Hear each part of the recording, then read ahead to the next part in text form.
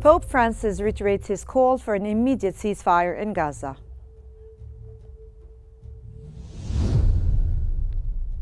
The Palestinian Foreign Ministry urges global action to protect Jerusalem.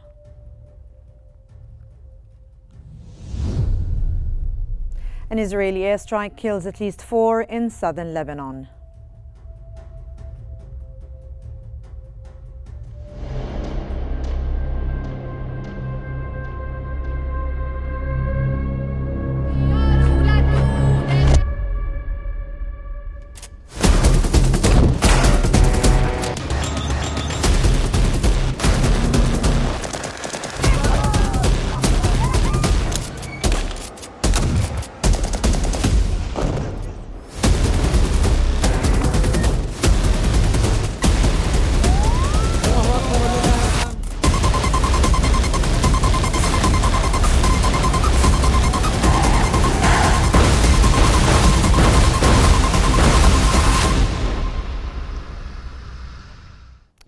Pope Francis has renewed his call for an immediate ceasefire in Gaza during his Easter Sunday message. Addressing thousands from the Vatican, the Pope also voiced concern over the global rise in anti-Semitism and condemned the ongoing conflict in the enclave. Although he did not preside over the Easter Mass due to health reasons, Francis appeared at the end of the service to deliver his traditional Urbi Orbi blessing, appealing more for peace and humanitarian relief.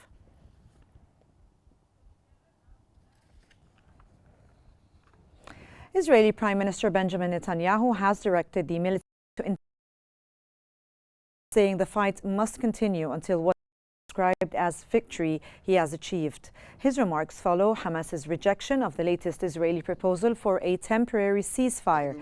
Hamas instead reiterated its demand for a comprehensive agreement that would end the war in exchange for the release of detainees. The developments come as the conflict enters a new phase, with diplomatic efforts facing renewed setbacks.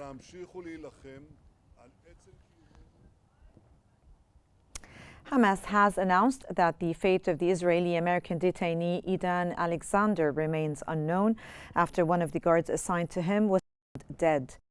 President Donald Trump's special envoy Steve Witkoff told reporters at the White House in March that gaining the release of Alexander, believed to be the last living American detainee held by Hamas, in a top priority. Of Alexander was at the center of talks held between Hamas leaders and U.S. detainee negotiator Adam Bowler last month. Hamas released 38 detainees under a brief ceasefire that began on January the 19th.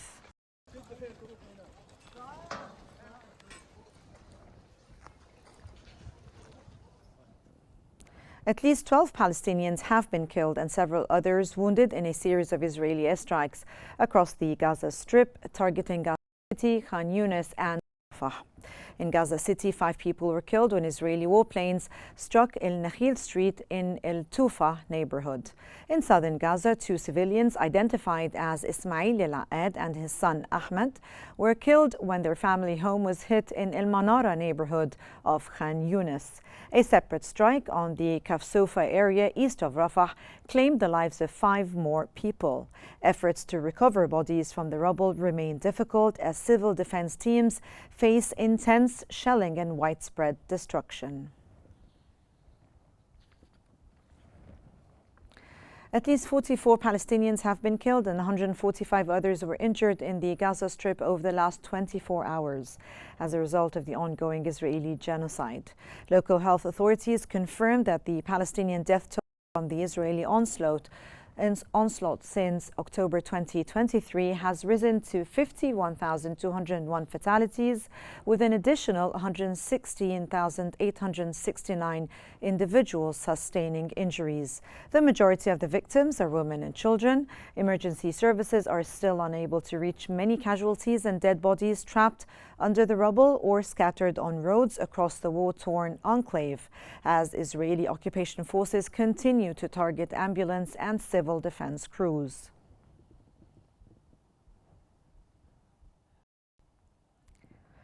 And for more analysis, we now move to Rihem Morsi in our newsroom. Hello. Selma, thank you. To help us analyse the current situation, we're joined from Cairo by the political analyst Dr. Meher Sofi. Welcome, sir, to Qnews. Thank you for joining us, sir. Sir, firstly, let's start off by asking about Pope Francis. He called for an immediate ceasefire in Gaza during his Easter message. How do you assess the potential impact of the papal intervention in the conflict, especially given the historical precedent of the papal mediation in international conflicts and the Vatican's diplomatic influence, also given the fact that the Israeli army has made it quite difficult for Christian worshippers in the West Bank, for instance, to celebrate Easter?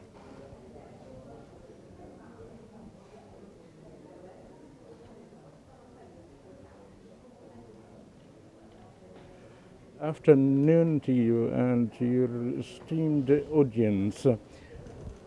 Israel, or the Israeli army, did nothing but to spoil the modes of and the atmosphere celebration of the Palestinian in the occupied Jerusalem and in Al-Quds. We've all seen the oppression, the people in light of the continuation of a genocide by the Israeli forces in the West Bank and the Gaza Strip for more than 1 year and a half.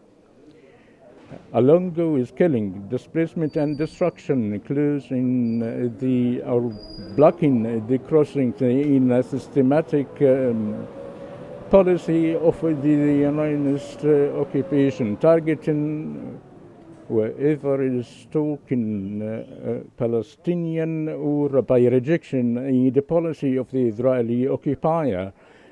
Israel does not differentiate between a Muslim and Christian throughout the genocide to continue. And we've seen the brutality of the occupation targeting churches in the Gaza Strip following the war of October 7th, 2023, along with the Baptist hospitals, and targeting several institutions of Islamic and Christian, either indirectly in the Gaza Strip or in Jerusalem or in the Arab territories of the West Bank. All this just to evacuate the territories from its residents in a systematic policy undergoing by the far-right government, on top of which Prime Minister Benjamin Netanyahu, Smotrich and Ben Gvir, and the Chief of Staff and the Minister of Defense, as they keep threatening the occupation of Gaza and change the status quo of Jerusalem, tightening the settlement in the West Bank and Judaization. So we are facing in a very problematic that face the Palestinian territories, particularly in Gaza, West Bank and Jerusalem. It is a systematic policy to evacuate the residents. Too many witnesses in Gaza and to Karam listen and laterly to the aggression of the Palestinian people. Hassan and Sayyid. You were saying, you discussed, about the Israelis' moves towards basically taking more land. Now, Hamas has rejected Israel's recent proposal for a truce and have demanded a permanent end to the war. What do you see are the main obstacles facing Hamas when it comes to this ceasefire agreement, given the complexity of the situation and the Israelis' constant rejection of these proposals?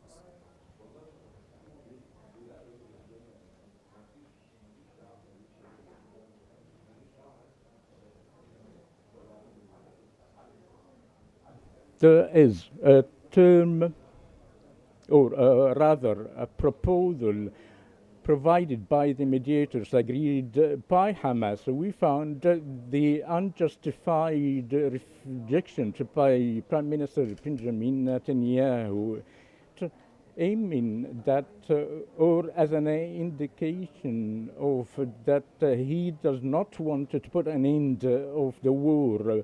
He already laid down a personal target, which is the absolute war. Along goes the disarmament of Hamas, rejected by Hamas, by the way. What Hamas possess of arms? Do they possess aircraft, tanks, or bombs as Israel is heading to Israel? This is the pretext that Benjamin Netanyahu is relying upon in order to continue the genocide and achieve his main goal is the evacuation of the people of Palestine and to execute the plan and as renewed currently by targeting the shelters, hospitals. Every day we've seen tens of martyrs from women and children. So Israel, along with its leaders, do not pay too much interest, but to continue occupation and annexation of several wards under the name of the buffer zone in Rafah that reach 75 kilometers of a square meter, inhabited by 300,000 Palestinians that became displaced throughout Gaza, that has no safe place, no food, even the people searching for food and do not find. As you said, sir, that Netanyahu has stated that Israel has no choice but to continue fighting, according to him, that is, of course. How do you interpret the stance in light of the recent ceasefire proposal and international pressures to de-escalate, especially when it comes to the humanitarian cost? As you've also stated, the humanitarian cost is quite high on the Strip, and the access to aid is almost completely gone. What can be done to pressure the Israelis, I suppose, given the nature of these statements?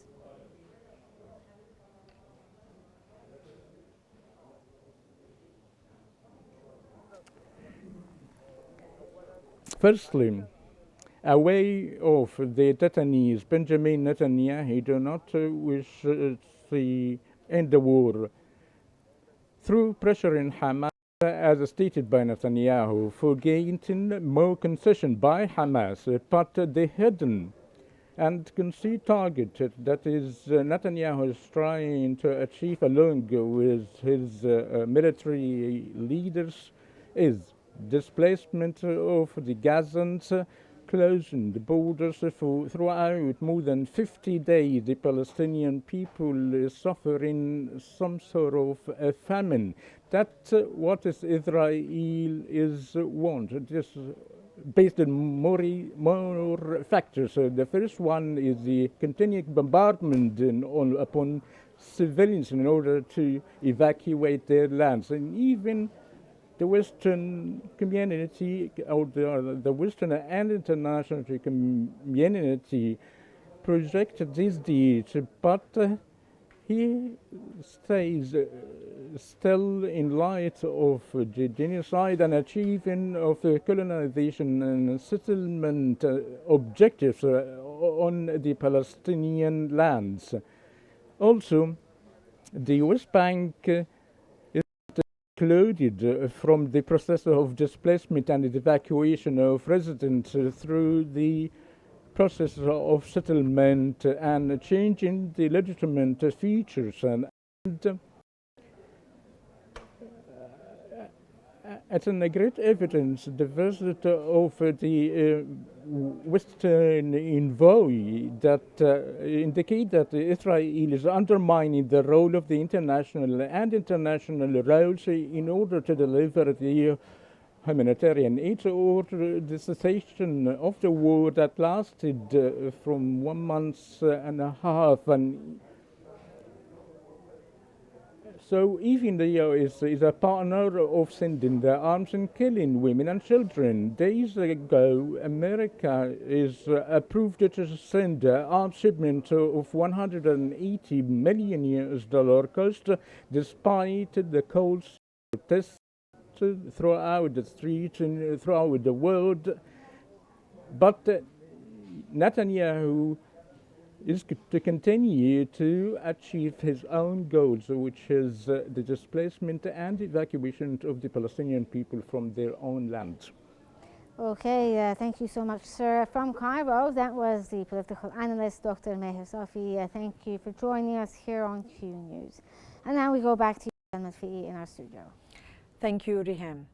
And the United Nations Relief and Works Agency for Palestine Refugees, the UNRWA, has announced that it is currently operating 115 shelter centers across the Gaza Strip, hosting more than 90,000 displaced Palestinians. In a statement posted on X, the UNRWA warned that the deteriorating humanitarian situation in Gaza continues to worsen amid ongoing Israeli bombardments and blockade that are preventing the entry of humanitarian aid and commercial supplies.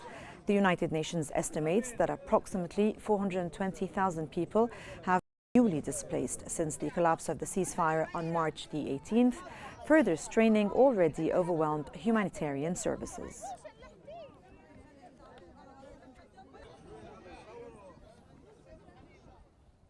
And the UN World Food Programme has warned of a worsening crisis in Gaza, where nearly 2 million displaced people rely entirely on the WFP alarm over an increasing danger to hundreds of thousands of Gaza's population.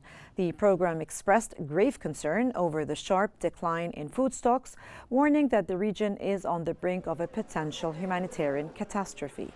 The WFP emphasized that this critical situation is compounded by Israel's ongoing closure of the border crossings, which is preventing the delivery of vital food supplies to the besieged enclave.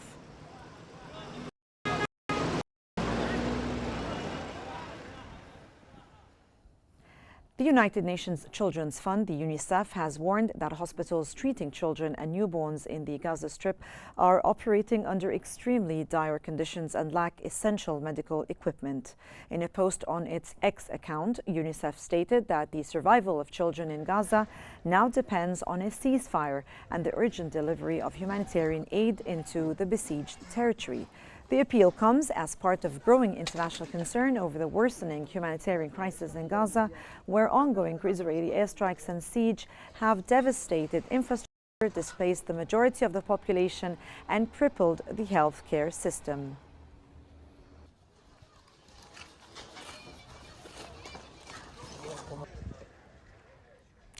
And now we move on to the latest developments in the West Bank.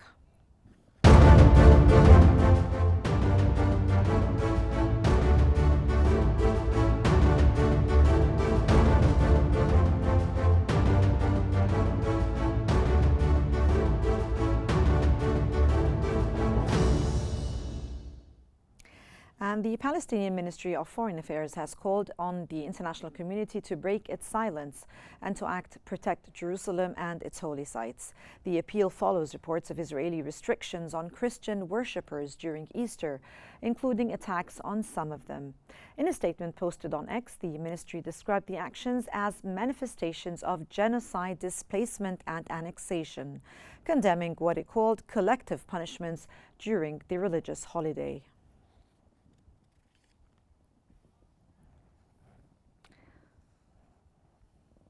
The Palestinian Foreign Ministry has condemned Israel for preventing the Vatican ambassador from entering the Church of the Holy Sepulchre and blocking West Bank Christians from celebrating Easter in occupied Jerusalem. In a statement, the ministry called the actions discriminatory and part of ongoing violations against Christian and Islamic holy sites in Jerusalem. It urged the international community and religious institutions to act to protect the city and its sacred places.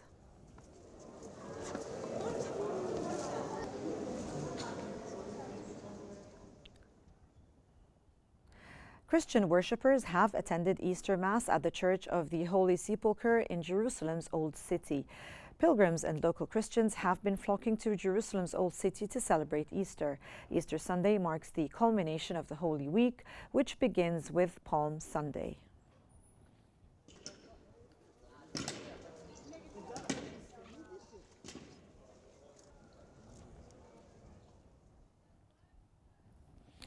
Israeli settlers have stormed the Al-Aqsa Mosque compound, Islam's third holiest site in occupied East Jerusalem. The settlers are reported to have performed religious rituals under the protection of Israeli forces. Under Jerusalem's status quo arrangements, non-Muslims are not allowed to worship at the compound.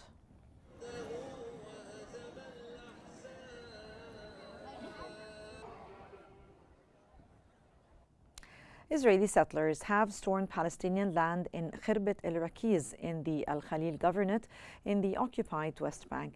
Palestinian sources reported that settlers attacked a bus with stones in the Sheikh Jarrah neighborhood in occupied East Jerusalem, causing its windows to shatter. The Palestinian news agency, quoting local sources, also said the settlers stole 2 water tanks used for livestock in the northern Jordan Valley in the West Bank.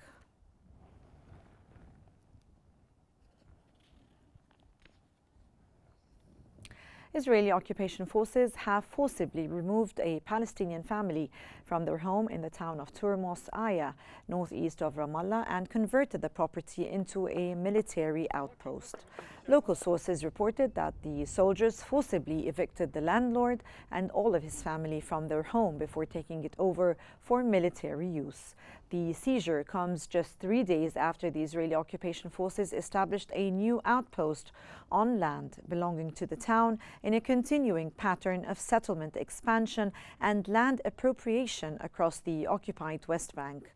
Under international law, particularly the Fourth Geneva Convention, an occupying power is prohibited from forcibly transferring civilians or altering the character of occupied territory.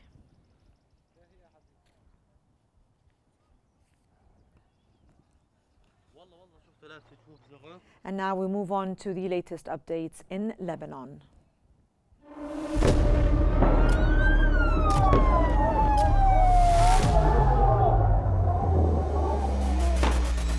كل المستهدفين هن مدنيين. وضع شيء مرعب، شيء بخوف.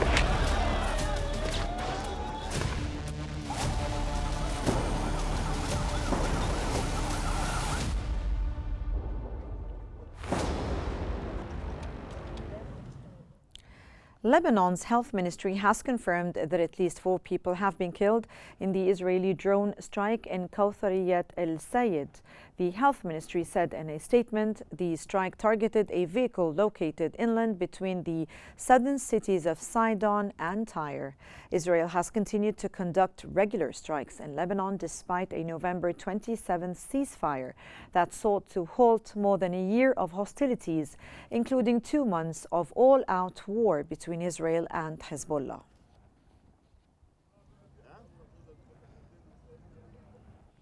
The Lebanese army has arrested several individuals who were preparing to launch rockets towards Israel, following ongoing investigations into previous attacks from southern Lebanon. According to a statement by the army, a raid in the Sidon-Zahrani area uncovered rockets and launchers. The suspects are now under investigation with the seized weapons handed over to the relevant authorities.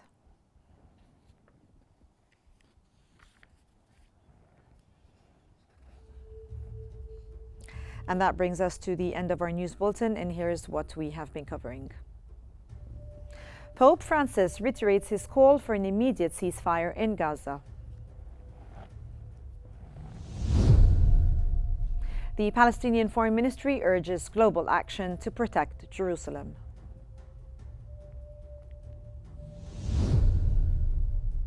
An Israeli airstrike kills at least 4 people in southern Lebanon.